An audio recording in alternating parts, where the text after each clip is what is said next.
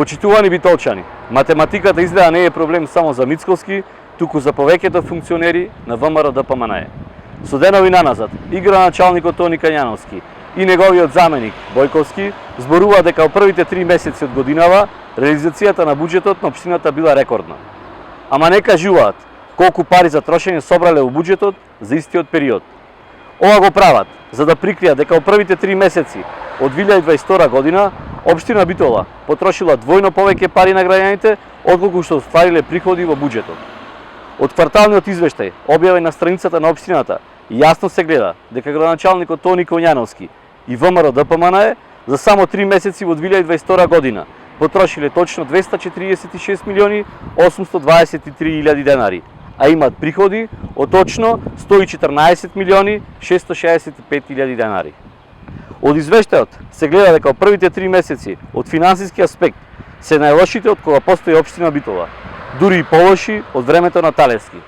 Основното правило на буџетското работење да се троши колку што е приходот, а градоначалникот Кањановски и ВМРО ДПМНЕ потрошиле дупло.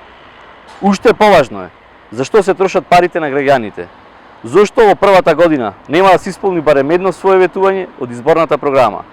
Во недостиг на одговори, наместо прикажување на реалноста, а тоа е континуитет на веќе започнати проекти и обезбедени финансиски средства од претходните 4 години, локална власт на СДСМ и коалицијата преминаа во разобличување и манипулација, во ништо лично и себе препишување за заслуга или народски кажано китење со туги перија.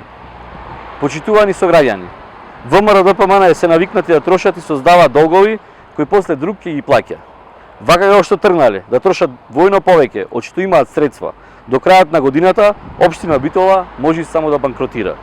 Затоа ги повикуваме и градоначалникот Тони Кањановски и ВМРО ДПМНЕ да не манипулираат со граѓаните и да не прават спинови, туку домакински да се несуваат со парите на граѓаните. Готовото што го наследи ВМРО ДПМНЕ брзо се троши.